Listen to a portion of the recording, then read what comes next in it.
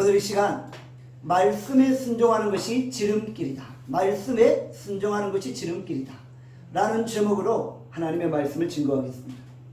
바울은 2년 동안 가이사랴 법정에서 지루한 법정 공방을 벌였습니다.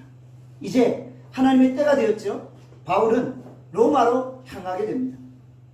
바울은 예루살렘에서 생생한 성령의 음성을 들었던 것입니다. 사도행전 23장 11절입니다. 우리 함께 읽겠습니다. 사도행전 23장 11절입니다. 시작. 그날 밤에 주께서 바울 곁에 서서 이르시되 담대하라. 내가 예루살렘에서 나의 일을 증언한 것 같이 로마에서도 증언하여야 하리라 하시니라. 로마에 가서 예수님의 부활을 증거할 것이다 라는 주의 음성을 들었던 거예요. 그날 이후로 바울은 로마에 사로잡힌 거예요. 로마에 꽂혀버린 거예요. 오매불망 로마에 가려고 생각하고 기도하고 있었던 것입니다. 바울은 대단한 열정의 소유자입니다. 오늘 로마로 간다고 하면 내일 아침 일찍 짐 싸고 바로 출발하는 그런 사람이에요. 이런 열정의 소유자가 2년 동안 감옥에 갇혀 있으며 로마를 생각했더니 얼마나 지루하고 얼마나 답답했겠어요. 그런데 이제 그토록 기다리던 로마에로의 여정이 시작되는 것입니다. 바울의 마음은 흥분과 설렘으로 사로잡힙니다. 그런데 사실 설렐 것도 없고 흥분할 것도 없는 거예요. 왜냐하면 순교하러 가는 거예요. 죽으러 가는 거예요. 그런데 바울은 그곳에서 예수님의 부활을 증거한다는 생각을 하니까 마음이 설레이고 흥분되었던 것입니다. 당시 로마는 세계의 중심이잖아요. 세계의 모든 길이 로마로 통하잖아요. 팍스 로마의 시대가 펼쳐졌잖아요. 바울은 세계의 중심인 로마에서 복음을 전할 꿈을 꾸고 있는 거예요. 세계의 중심인 로마에서 복음을 전하면 전 세계에 복음이 퍼져갈 수 있겠구나 라는 생각을 하고 있었던 것입니다. 사랑하는 여러분, 여러분들은 과거에 특별하게 관심을 가졌던 나라, 가슴에 품었던 나라가 있나요? 나는 이곳에 꼭 가보고 싶어. 나는 이곳에 꼭 여행해보고 싶어. 여러분이 마음에 꽂혔던 나라는 어디인가요? 제가 대학교 2학년 때의 일이었어요. 남대문에 가서 노란색 반팔티를 구입을 했어요. 반팔티 앞에 영어로 미시건이라고 적혀 있는 거예요. 그 당시는 미시건 하면 그냥 미국의 한 도시겠구나 라고 생각했던 거예요. 그런데 그 티를 입을 때마다 마음에 감동이 생기는 거예요. 내가 언젠지 모르겠구나. 한번 미시건에 가봐야 되겠다. 미국 미시건에 가봐야 되겠다. 그런데 결국 10년이 못 돼요. 미국 미시간으로 유학을 가게 되었잖아요. 그리고 제 딸은 미시건에서 태어났잖아요. 제 딸이 미시건 출생입니다. 제 딸이 독수리 여권을 가지고 있어요. 독수리 비자를 가지고 있어요. 대학교 때 하나님께서 제 마음에 미시건 티셔츠로 인해서 감동을 주신 거예요. 그래서 티셔츠를 입으면서 미시건을 품게 하신 거예요. 미시건 티셔츠가 제 인생의 미래를 이끌어가는 복선이 아니었나 그런 생각도 해봐요. 성령께서 저를 그렇게 이끌어 가셨던 거예요. 저는 티셔츠에 적혀있는 글자 하나도 예사로 보지 않습니다. 그곳에 뭔가 하나님의 계획과 하나님의 뜻이 있을 수 있다라는 가능성을 보게 되어지는 거예요. 꼭 그렇다는 말이 아니라 그럴 수 있겠구나. 누가 알겠어요? 하나님이 우리 인생을 그렇게 인도하실지. 제가 대학 다닐 때부터 미국 유학 노래를 불렀어요. 그런데 사실은 제가 유학을 갈 수 없는 상황이에요. 그런데 노래를 부르며 기도하고 미시건을 마음에 품으니까 진짜 그곳을 가잖아요. 그곳에서 유학생활을 하게 되잖아요. 저는 여러분들이 가슴속에 열방을 품을 수 있기를 바랍니다. 여러분의 마음에 꽂힌 나라가 있으면 그것을 품으세요. 그것을 내 가슴에 사무치도록 간직하고 고백하고 기도하세요. 저는 여러분의 가슴에 선명하게 세계 지도가 그려져 있기를 바랍니다. 저는 대학 시절에 세계 지구본을 가슴에 품고 기도했었어요. 주님, 열방을 내게 주십시오. 열방을 유업으로 내게 주십시오. 우리가 마음에 나라나 민족을 품게 하신 것은 그 나라를 위해 기도하라는 하나님의 음성인 줄 믿습니다. 제가 중학교 때 교회 지하실에서 공부하며 기도했던 기억이 나요. 공부하며 기도하는데 바닥에 기도카드 한 장이 떨어져 있었던 거예요. 또 주소 보니까 아프리카 시에라레온의 신대은 선교사님의 기도카드였어요. 저는 그분이 누군지 몰라요. 일면식도 없어요. 그런데 성령께서 이분을 위해 기도하라는 마음에 감동을 주시는 거예요. 그래서 그냥 기도했어요.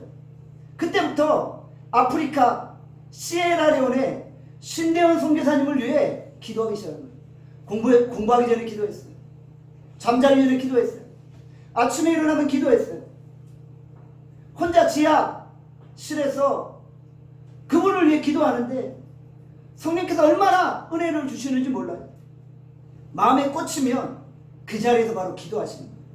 그것이 성령의 음성인 것입니다. 바울은 평생 로마를 품었어요. 로마에 꽂혔어요. 그리고 감옥에서도 로마 노래를 부르고 있었던 것입니다. 저는 우리 나눔교회 성도들이 세계 지도를 가슴에 품고 열방을 품고 열방을 위해 기도할 수 있기를 바랍니다. 바울의 인생은 이미 로마로 가기로 결정되어졌어요. 그렇죠? 인생의 방향, 인생의 목적이 이미 결정되어진 거예요. 그러면 그 다음에 중요한 것이 무엇일까요? 언제 어떻게 로마로 가느냐입니다. 그 다음에 중요한 것은 인생의 목적지와 방향이 결정되어졌다면 어떻게 가느냐, 언제 가느냐입니다. 바울이 자신의 힘으로도 얼마든지 로마로 갈 수 있었어요. 자신이 로마 시민권이 있었잖아요.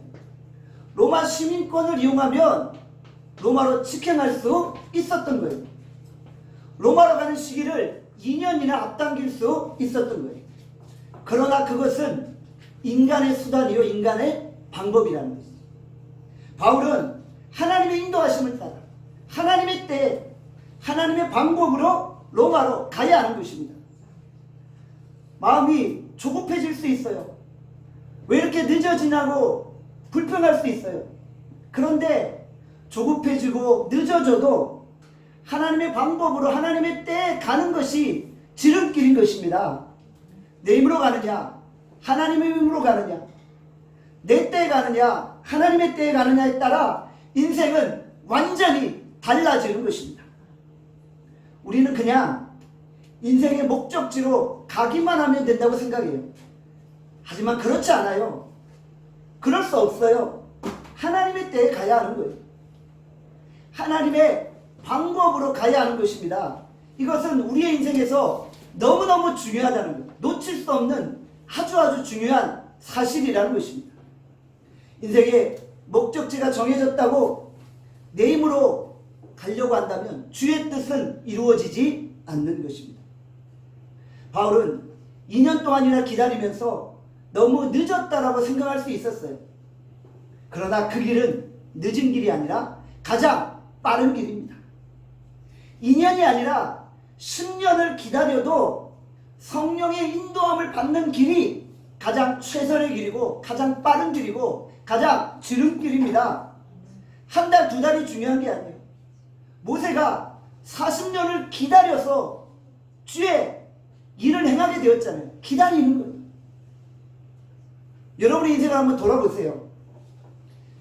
여러분의 인생이 너무 멀리 돌아왔다라고 생각되어지나요? 너무 멀리 돌아왔어 라고 느껴지나요? 직행하면 바로 가는데 왜 주께서 내 인생을 이렇게 멀리 뺑뺑 돌아가게 하셨을까? 이해가 되지 않아요. 이해할 수도 없어요. 마음이 급한데 왜 우리를 멀리 돌아가게 하셨을까? 그래서 기도하면서 하나님께 불평하잖아요. 하나님 왜 그러셨어요? 정말 답답하고 미치겠어요. 속 터지겠어요. 하나님 너무 느긋하신 거 아니에요? 열정이 불타오르는 사람에게 2년이 너무 지루한 시간이죠. 갑자기 막 흥분하는 거예요. 기도하다 보면 갑자기 흥분할 때 있잖아요. 하나님 이렇게 주무실 때가 아니에요. 빨리 일어나세요. 빨리 깨어나세요. 빨리 저를 위해 일해달라니까요.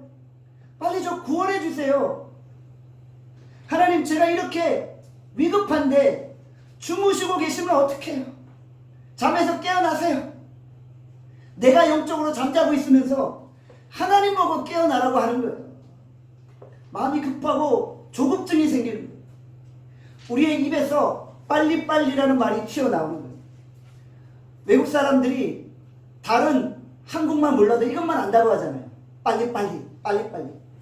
제가 미국에 있었을 때 멕시칸들이 저에게 와서 빨리빨리, 빨리빨리 이래요. 내가 영적으로 잠자고 있으면서 하나님 보고 빨리 깨어나라고 하는 거예요. 저도 성격이 느긋한 편은 아니에요. 인생의 방향을 세우고 목적지를 향해 달려가는데 빨리 이루어지지 않는다고 조급한 마음이 드는 거예요. 나눔교회가 이제 5주년을 맞이하잖아요. 주님 왜 이렇게 느릿느릿 성장합니까? 정말 저 속 터지는 걸 보시려고 그래요? 혼자 교회에 앉아가지고 눈물로 기도하면서 가슴을 치며 부르짖을 때가 있어요. 주님 좀 빨리빨리. 주님 언제까지 기다리게 하실래요? 여러분들도 비슷한 상황 아닌가요?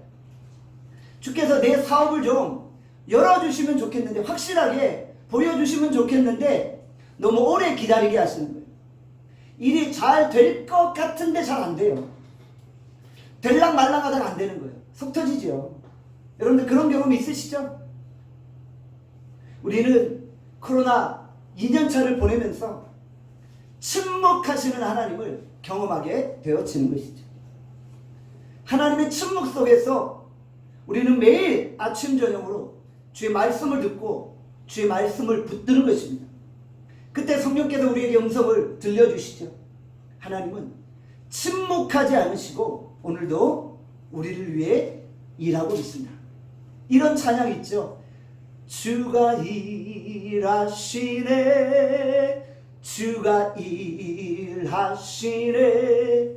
주님 오늘도 주무시는 것이 아니라 우리를 위해 일하고 계신 거예요. 우리 하나님이 여러분의 인생 가운데 일하고 계십니다. 하나님이 여러분의 직장 가운데, 여러분의 사업 가운데, 여러분의 마음에 품고 계획하는 계획 가운데 일하고 계시는 거예요. 우리 주님은 불기둥 구름기둥으로 여러분과 함께 하시며 여러분 앞서 행하심을 믿으시기를 바랍니다. 시편 121편 3절에서 4절의 말씀합니다. 다 함께 읽겠습니다. 시작.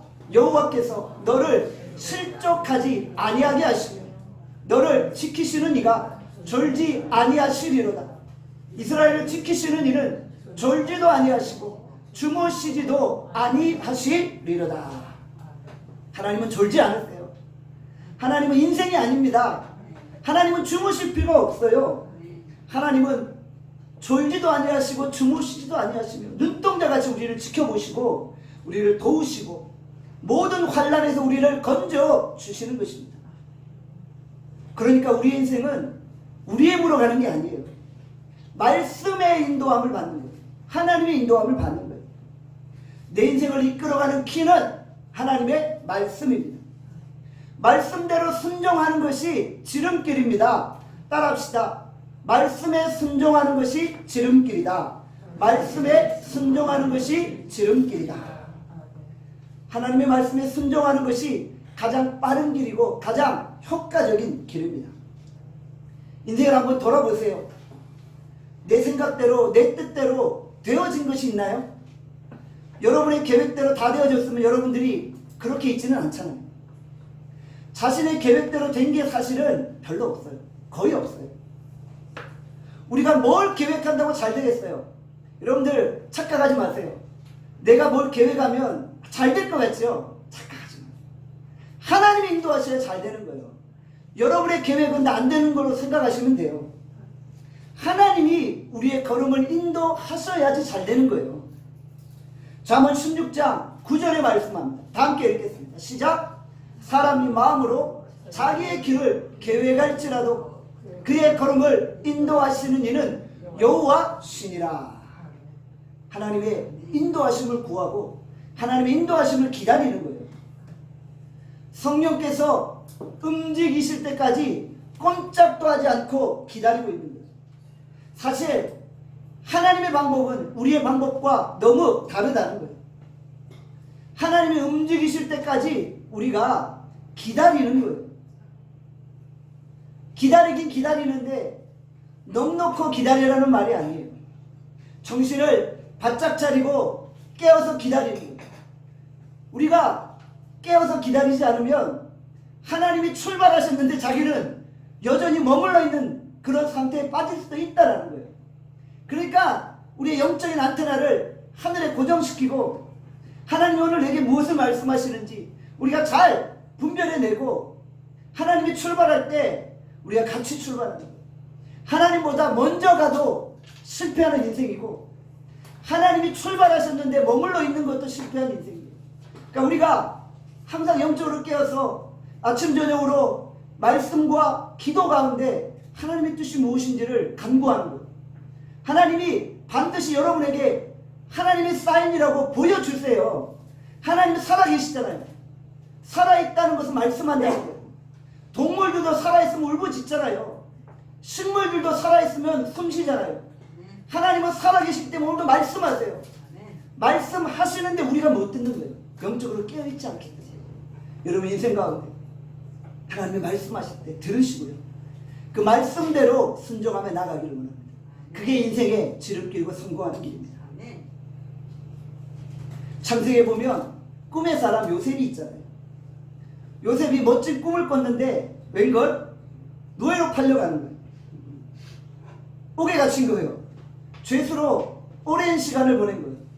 요셉이 무슨 생각을 했겠어요? 아니 이 꿈이 어떻게 된 거야? 개꿈인가? 이렇게 생각할 수 있잖아요. 아니 분명히 이 꿈은 하나님께로부터 온 것 같은데 너무 오래 기다리게 하시네. 꿈은 꿨는데 왜 꿈이 이루어지지 않고 나는 이렇게 고생만 하고 있을까? 엄마 생각도 나고 고향 생각도 났겠지 어린 시절에. 그런데 여러분들 성경을 보시면요. 요셉이 가는 길이 가장 빠른 길이에요. 요셉이 그 길로 안 갔으면 어떻게 이집트로 가서 이집트의 총리가 됐겠어요. 그리고 그것도 30세에. 하나님이 가장 빠른 길로 인도하시니까 요셉이 30세 이집트의 총리가 되었던 것입니다. 노예로 있을 때, 죄수로 있을 때는 상당히 느린 것처럼 느껴질 수 있어요. 당신은 너무 느려 터진 것 같아요. 그런데 결국은 하나님이 인도하십니다. 30세 이집트의 총리가 되었던 것이죠. 사랑하는 여러분, 가장 느린 것 같은데 그 길이 가장 빠른 길임을 기억하시길 바랍니다. 우리가 사업을 하는데 말씀대로 사업을 하니까 너무 느린 것 같아요. 그럴 때가 있죠. 아니 세상 사람들은 편법도 쓰고 속이기도 하고 하지 온갖 방법을 다 동원해서 일하는데 우리는 뭔가 공모 술수를 쓸 때마다 찔려요. 그래서 몇 번 속이다가도 못해요. 우리가 세상적인 방법으로 해나가면 빨리 갈 것 같죠? 세상적인 방법으로 하면 빨리 성공할 것 같죠? 그렇지 않다. 하나님의 방법대로 하면 느린 것 같은데 느리지 않다. 하나님의 방법대로 하면 뒤탈이 없어요. 그리고 빨리 가는 거예요. 그런데 세상의 방법대로 하면 잘 풀리는 것 같은데 마지막에 뒤탈이 생기는 거예요. 내가 다 책임져야 됩니다. 하나님의 인도로 가는 길이 인생의 지름길인 줄 믿습니다. 하나님의 말씀보다 더 빨리 갈 수 없습니다. 우리는 서두르지 말고 하나님의 때에 하나님의 방법으로 인도함 받을 수 있기를 바랍니다. 사도행전 27장 1절에 말씀합니다. 1절 말씀 함께 읽겠습니다. 시작. 우리가 배를 타고 이달리아에 가기로 작정하매 바울과 다른 죄수 몇 사람을 아고스도네의 백부장 율리오라 사람에게 맡기니. 바울이 탄 배가 이탈리아로 가기로 작정되어졌어요. 무슨 의미입니까? 정해진 시간 안에 가야 된다는 거예요. 작정되어졌다는 것은 정해진 시간 안에 가야 된다는 거예요. 바울이 배를 탔던 시기가 AD 59년 가을경이었어요. 당시 지중해는 11월부터 3월 정도까지 배 항해를 전면 금지시켜요. 왜냐하면 그 기간 중에 큰 폭풍우가 빈번하기 때문이에요. 배가 11월 전에 이탈리아 반도에까지 도착해야만 하는 거예요. 그래서 지금 서둘러서 가이사랴에서 배가 출발한 것입니다. 죄수들의 호송은 아고스도네 군대의 백부장 율리오가 맡았던 거예요. 아고스도네 군단은 로마 황제의 직할 부대예요. 강력한 군사력을 가지고 있어요. 황제의 경호를 맡았던 친위 부대였어요. 그 배에는 바울 외에 다른 사형수들도 함께 머물고 있었다는 것이죠. 그들은 모두 흉악한 범죄자들이었어요. 사형수들이었어요. 그들 사이에 끼어 있으니까 바울도 흉악범으로 오해를 받을 수 있는 거예요. 사람들이 바울을 가리켜 흉악범이라고 손가락질할 수도 있었던 것입니다. 바울도 그렇게 기분은 좋지 않았겠죠. 1절에 보니까 주어가 우리가 라고 되어 있죠. 우리가 누구입니까? 사도행전의 저자 누가입니다. 누가가 지금 바울과 함께 그 배에 타고 있는 거예요. 누가는 사도행전 21장에 잠시 사라졌다가 27장에서 다시 등장하고 있는 거예요. 우리가. 사도행전을 기록한 누가가 이 배에 함께 타고 있었던 것입니다. 바울은 몸이 상당히 안 좋았어요.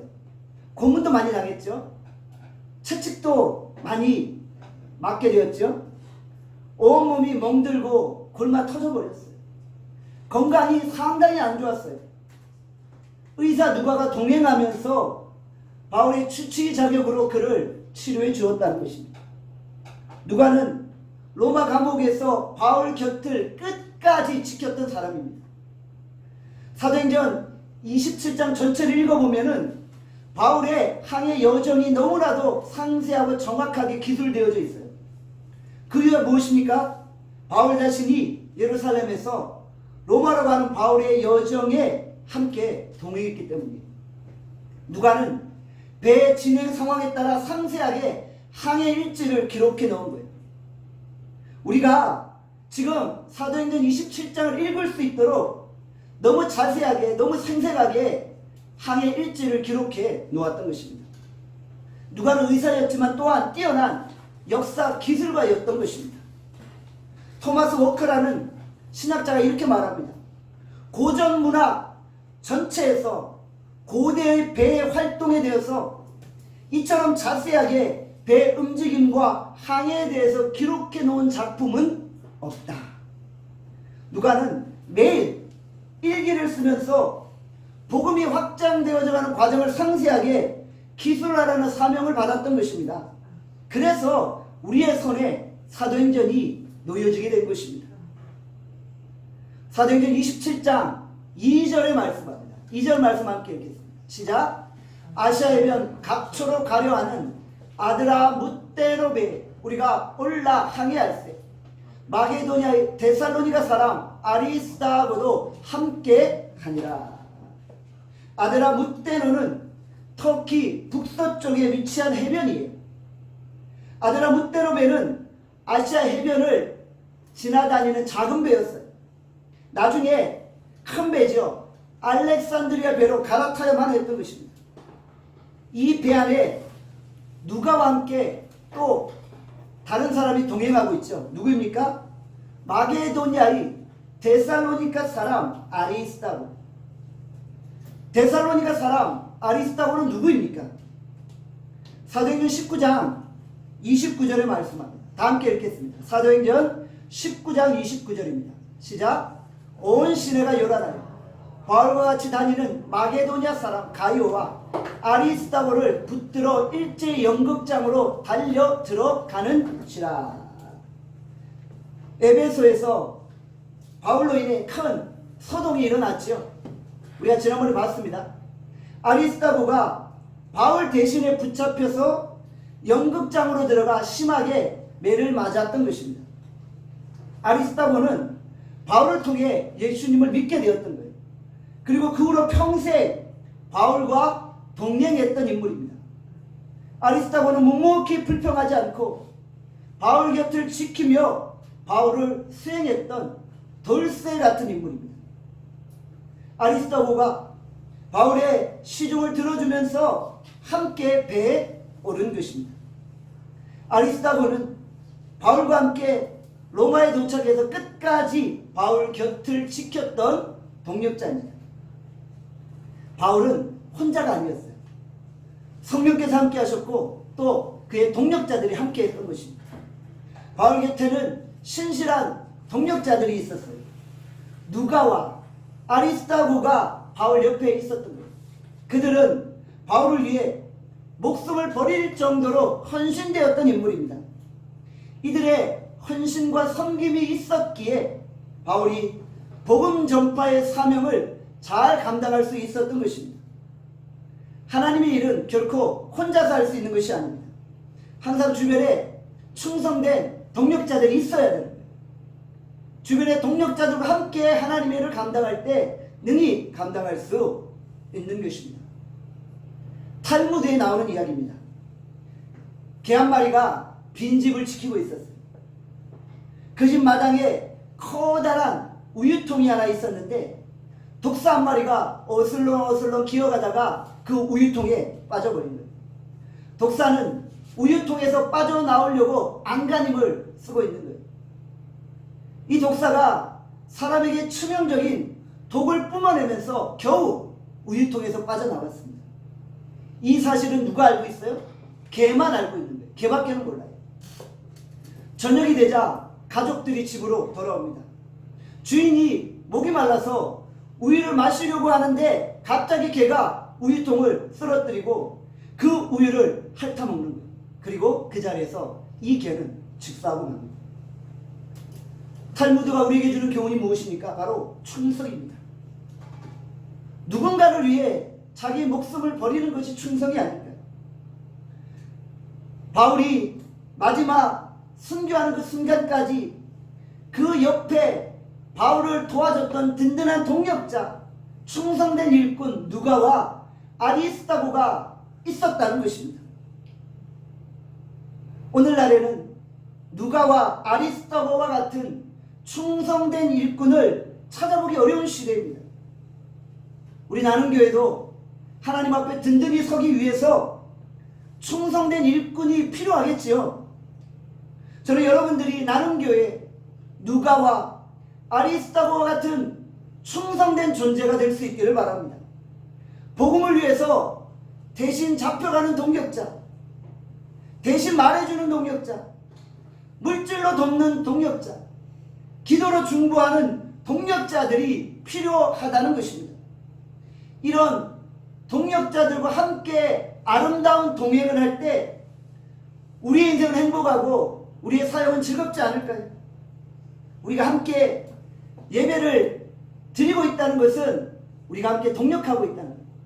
여기서 함께 예배드리고 영상으로 함께 예배드리는 모두는 우리의 동역자입니다. 우리가 주님 앞에 설 때까지 함께 예배하며 함께 동행하는 인생의 동반자들이 될 수 있기를 바랍니다. 우리가 서로를 위해서 독이든 우유도 대신 마셔줄 수 있기를 바랍니다.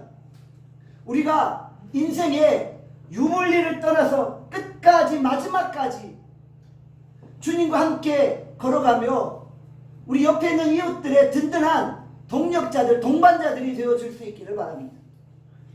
사도행전 27장 3절에 말씀합니다. 3절 말씀 함께 읽겠습니다. 시작. 이튿날 시돈에 되니 율리오가 바울을 친절히 대하여 친구들에게 가서 대접받기를 허락하더니, 이튿날 배는 시돈에 정박하게 됩니다. 시돈은 레바논 지역의 유명한 도시로서 당시 중요한 교역 항구였죠. 구약의 악녀 이세벨의 고향이 시돈이기도 합니다. 시돈은 가이사르에서 북쪽으로 120km 올라간 지역에 위치해 있죠. 백부장 율리오가 바울을 친절하게 대하고 있습니다. 백부장 율리오는 바울을 친구들에게 보내서 대접받게 해주고 있는 것입니다. 시돈에 흩어진 디아스포라 유대인들이 머물고 있었잖아요. 그들을 만날 수 있도록 배려해 준 것입니다. 율리오가 바울을 자유롭게 풀어준 것은 바울을 신뢰했기 때문입니다. 신뢰하지 않았다면 자유롭게 풀어줄 수 없잖아요. 도망가면 어떻게 할 거예요? 로마법에 따르면 죄수가 도망치면 그 죄수를 호위했던 사람이 대신 그 죄를 뒤집어 써야 하는 거예요. 바울이 도망가면 율리오가 그 죄에 대한 책임을 대신 져야 했던 것입니다. 웬만큼 신뢰하지 않으면 죄수를 자유롭게 풀어줄 수 없었던 것입니다.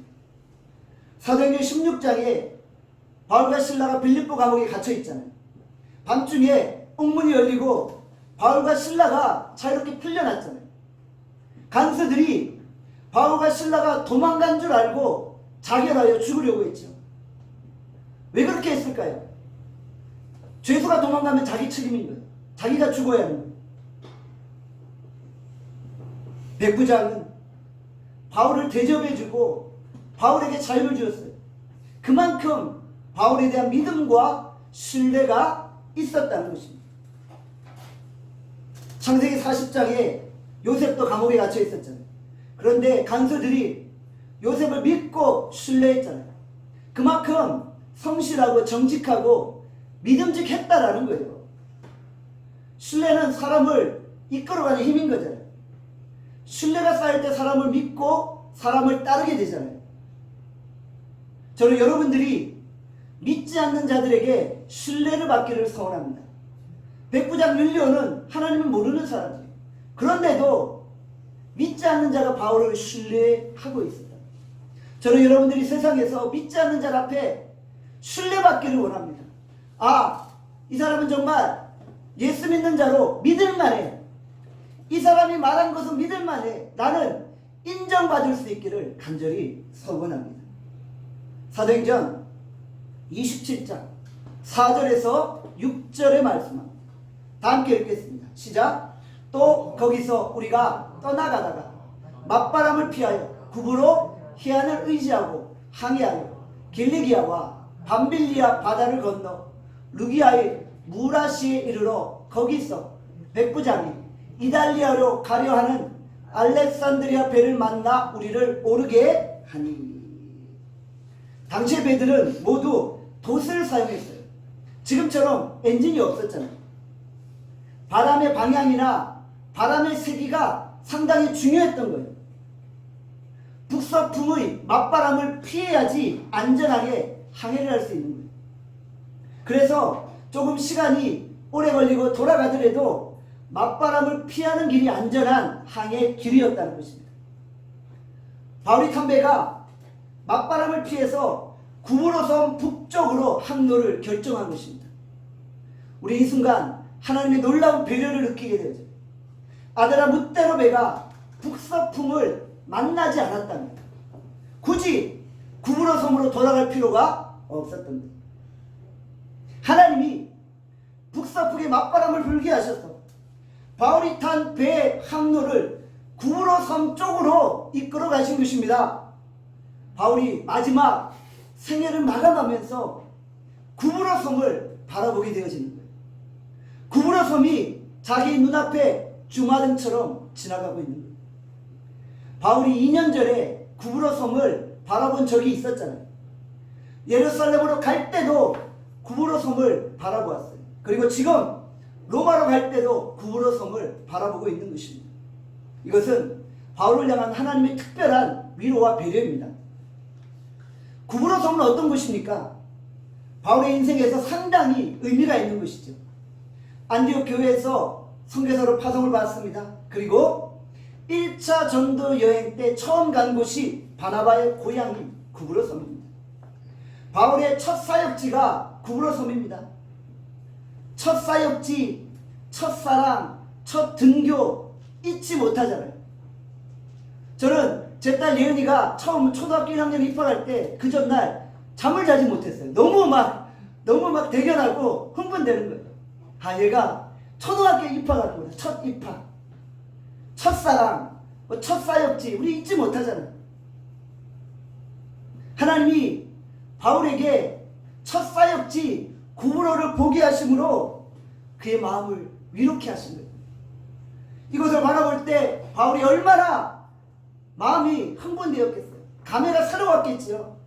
게다가 길리기아와 밤빌리아 바다까지 건너가게 하신 거예요. 길리기아는 바울의 고향이 다소가 있는 지역이잖아요. 밤빌리아 보가모도 바울이 1차 선교 여행 때 방문했던 지역이잖아요. 1차 전도 여행 때 방문했던 지역들이 눈앞에 펼쳐지는 거예요. 그 사역을 생각하니까 정말 다시 새로운 열정이 불타오르는 거예요. 새로운 마음에 은혜가 충만해지는 거예요. 옛날 추억이 생각났겠죠. 한참 시간이 지나고 이제 선교를 앞두고 있어요. 처음 선교사로 파송되었을 때 그 마음을 잊지 마라. 하나님이 바울을 위로해 주시는 거예요. 이 순간 바울의 눈에 눈물이 주르르 흘렀을 거예요. 바울의 마음이 뜨거워졌을 거예요. 바울의 마음이 감동으로 충만했을 거예요. 제가 얼마 전 부산에 방문한 적이 있습니다. 제가 부산에서 중고등학교를 나왔잖아요. 서울에서 태어나서 초등학교에 부산으로 내려가 부산에서 중고등학교를 다녔죠. 제가 섬겼던 교회도 방문해 보았어요. 그곳에서 목회자의 꿈을 키웠잖아요. 교회 지하실에서 기도하면서 목회자로서의 준비를 하고 있었잖아요. 제가 어린 시절 다녔던 그 지역들을 방문했어요. 영화의 국제시장이라는 영화도 있잖아요. 국제시장을 방문했어요. 자갈치장을 방문했어요. 제 어린 시절 삶이 묻어있는 곳을 방문했고요. 특별히 제가 섬겼던 교회를 방문하는데 얼마나 마음에 감동이 되는지 모르겠어요. 내가 이런 시간을 거쳐서 지금 신도림 나눔교회에서 목회 사역을 하고 있고 힘든 유학 시절을 다 거치게 하시고 하나님 이곳에 서게 하셨구나 이 생각을 하니까 마음에 감동이 됩니다. 그때 성령께서 제게 말씀하십니다. 그때 그 순간을 잊지 마라. 내가 너를 사용하겠다. 내가 너와 함께 할 것이다. 성령의 음성을 듣는 순간 영적 전투력이 급상승하는 거예요. 다시 이제 섬기는 교회로 들어가 주를 위해 생명을 바쳐야지. 주의 말씀에 순종해서 사역을 감당해야지. 저는 여러분의 인생에서 주님이 감동을 주실 때 그 감동대로 행하시기를 바랍니다. 말씀에 순종하시길 바랍니다. 이제 바울이 탄 배가 무라리시에 이르게 되죠. 그곳에서 알렉산드리아 배를 갈아타게 되어집니다. 알렉산드리아 배는 이집트의 곡물을 싣고 로마로 배송하는 화물선이었어요. 이후로 계속 바람이 강하게 부니까 간신히 이 배가 그레데에서 남쪽 미약에 도착하게 된 것입니다. 사랑하는 여러분, 하나님의 말씀에 순종하는 것이 지름길입니다. 주께서 오늘도 우리를 위해 일하고 계십니다. 주님은 졸지도 아니하시고 주무시도 아니하십니다. 우리 주께서 우리의 삶을 생각에 인도하시고 간섭하심을 믿으시고 주의 말씀 앞에 순종하는 믿음의 종들이 되시길 바랍니다. 기도하겠습니다. 오늘 이 시간 주께서 우리에게 주신 말씀을 생각하며 기도합니다. 하나님, 오늘 주께서 우리에게 하나님의 말씀을 들려 주시옵소서. 우리는 그저 하나님의 말씀에 순종하겠습니다. 주님, 오늘 이 아침 주께서 우리에게 무엇을 말씀하시든지 저는 그대로 순종하겠습니다. 하나님, 하나님보다 앞서지 않습니다. 하나님의 말씀이 내 인생의 지름길입니다. 하나님의 말씀에 순종하는 것이 내 인생의 가장 빠른 길입니다. 그 말씀에 순종하게 하여 주시옵소서.